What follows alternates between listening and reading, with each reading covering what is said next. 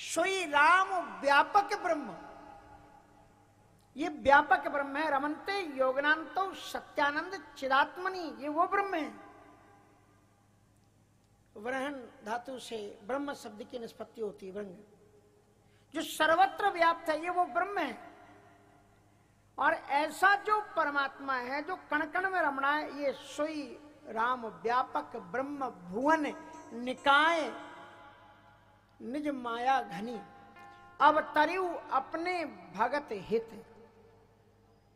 ये हम लोग भी धरती में पैदा होते हैं, परमात्मा भी धरती पर जन्म लेता है, लेकिन हमारे धरती पर आने में और परमात्मा के धरती पर आने में फर्क होता है। क्या फर्क होता है? अगर लौकिक उदाहरण दें तो कभी आप देखना, जेल में जब कैदी ले जाए जाते हैं, जब जेल की तरफ ले जाए जाते हैं तो वो अपना मुख छुपाते हुए देख जाते हैं कि कोई देख ना ले कि मैं जेल में जा रहा हूं।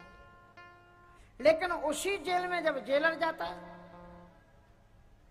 क्या शान के साथ में अपनी गाड़ी से उतरता है, क्या है टोप लगा करके फिर जाता है।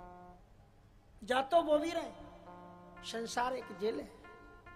यहां हमें अपने कर्मों का फल भोगने के लिए हम धरती में आए। शास्त्र ये कहते हैं कि मनुष्य के अलावा जितनी भी योनियां इस धरती में हैं, वो सारी की सारी योनियां भोग योनियां हैं। मनुष्य योनि ही केवल कर्म योनि है। भोग योनि का मतलब यह है कि जो मनुष्य के अलावा, चाहे गाय हो, बैल हो, भैंस हो, बकरी हो, कुत्ता हो, कुछ भी हो, इन्होंने जो पूर्व कर्म जन्म में कर्म किए हैं, उनका फल भोगने के लिए ही यहां पर आए। अलग अलग होता है। जैसे आपने ज्यादा अहंकार पाल लिया, हर बात में कहते हो मैं ही ये कर सकता हूं, दूसरा कोई नहीं कर सकता, तो फिर उसको बकरा बना देते हैं। कहते चलो तुम खूब जीवन भर मैं करना, सो उनको बकरा बना दिया। और जो कहते हैं हम भा मैं ही हूं, मेरे अलावा कोई नहीं, कहा चलो बैल बनो, सोई वो बैल बन गए। तो मनुष्य के अतिरिक्त जितनी भी योनियां हैं, सब भोग योनियां हैं। जो कर्म किए हैं उनका परिणाम, मनुष्य केवल अकेला ऐसा प्राणी है जो अपने पिछले कर्मों का परिणाम तो वो भोगता ही है, लेकिन भोगने के साथ साथ में नए कर्मों का सृजन भी कर सकता है। इसलिए मनुष्य योनि देवताओं से भी ज्यादा महत्वपूर्ण मानी गई। बड़े भाग्य मानुष तनु पावा, सुर दुर्लभ सद ग्रंथन गा। ये मानव जीवन की प्राप्ति जन्म जन्मांतरों के फलस्वरूप होती है। जो सत्कर्म करते हैं तब 84 लाख योनियां हैं, उनको भटकने के बाद में मानव जीवन मिलता है। और इसमें भी हम भटक जाते हैं। जैसे एक व्यक्ति था, वो गोल घर में गिर गया। गोल घर था, चारों तरफ से गोल राउंड था, लाइट उसमें थी नहीं, दरवाजा केवल एक था। उसने सोचा हाय राम, अब कैसे निकले इसमें से, दिखाई पड़ नहीं रहा था। तो उसने क्या किया, दीवार पर ऐसा हाथ रखा और ऐसे ऐसे करके गोल गोल गोल गोल घूमता रहा कि गेट आएगा तब निकल जाएंगे।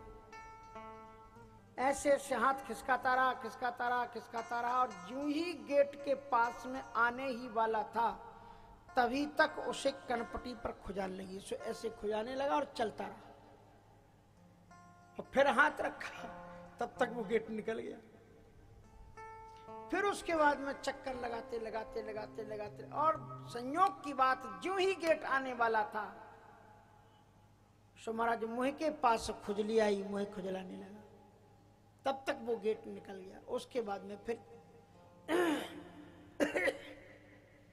तो इस प्रकार से ईश्वर हमें 5 बार चांस देता है मनुष्य बनने का। कभी हम जीव के रसों के कारण मारे जाते हैं।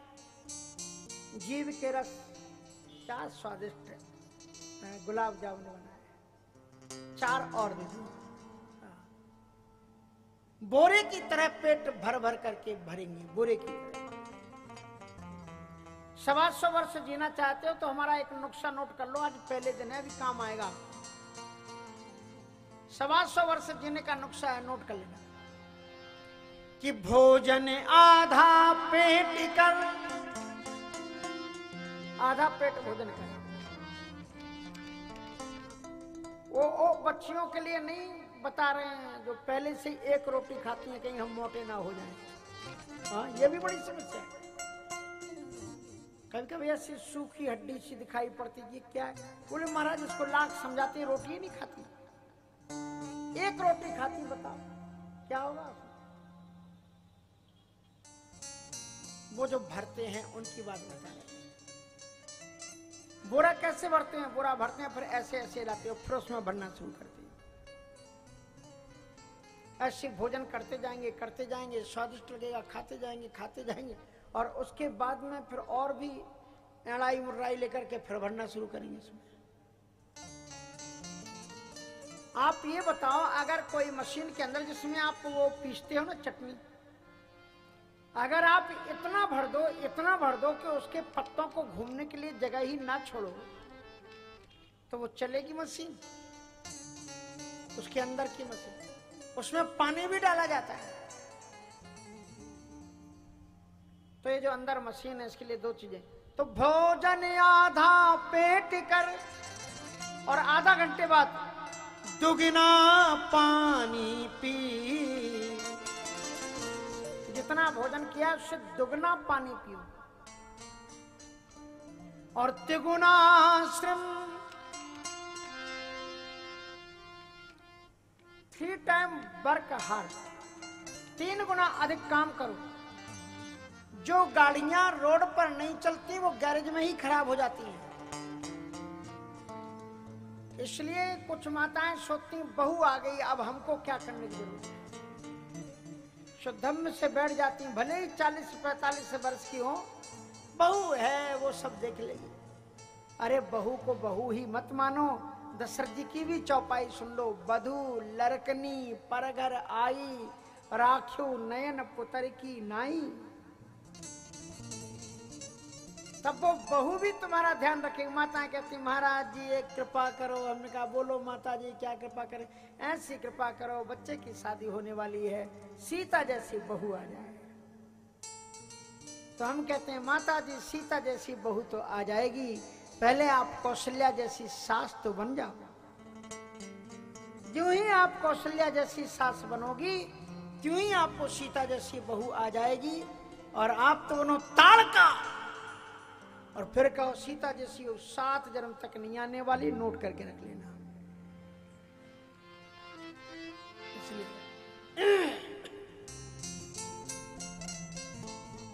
काम करते रहो, काम करते रहो।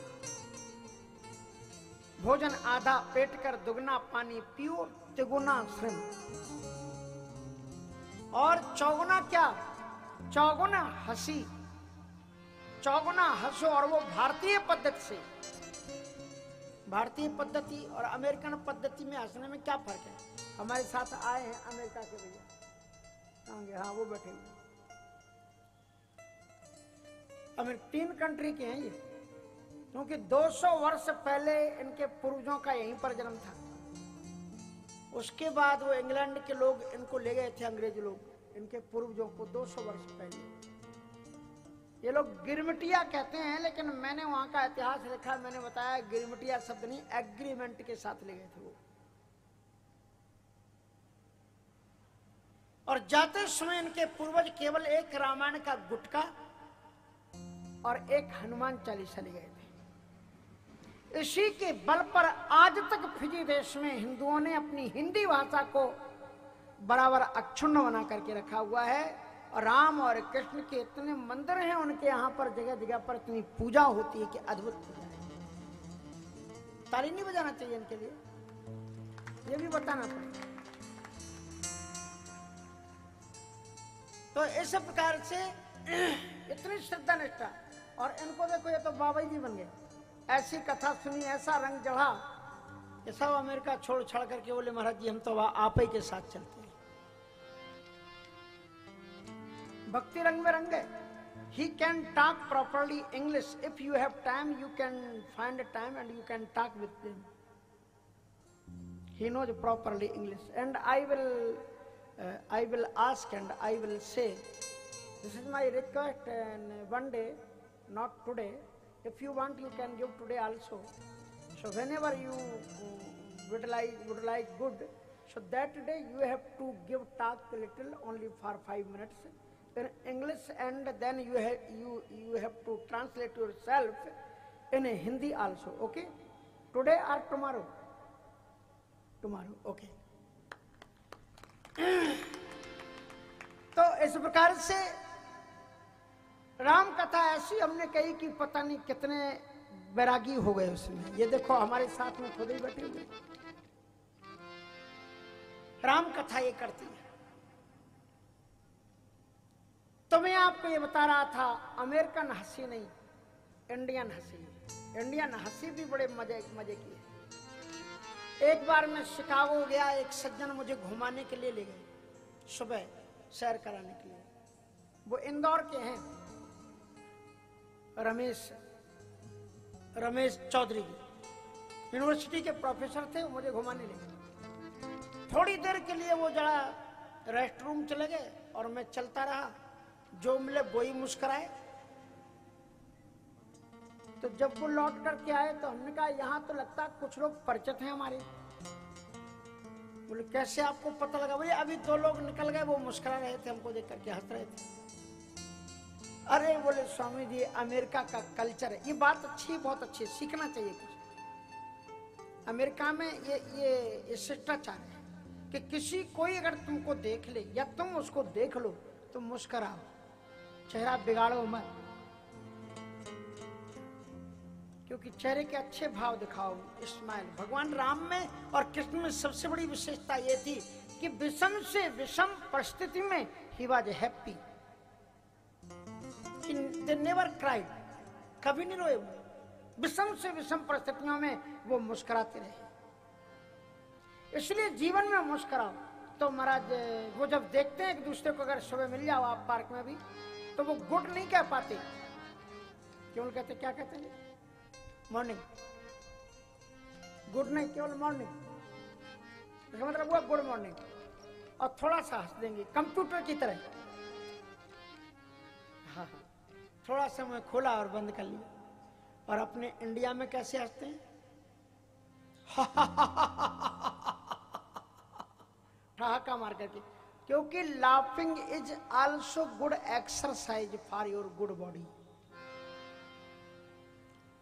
ठहाके मार करके हंसना भी योगा है, क्योंकि ये जो अनंत कोट नसनाड़ियां हमारे शरीर के अंदर में हैं, अनंत कोट मन न जाने कितनी नाड़ियां हैं। और जो अपन तेल घी खाते हैं ना, वो उनकी परतों पर चिपक जाता है। ज्यादा तेल घी नहीं खाना चाहिए। परतों पर चिपकता जाता है, चिपकता जाता है, चिपकता जाता है। फिर एक दिन ऐसी स्थितियां, छोटी सी धारा रक्त के लिए रह जाती है, और उसमें भी कोई बड़ा कण अटक गया तो हो गया हार्ट अटैक। सियावर रामचंद्र जी की जय।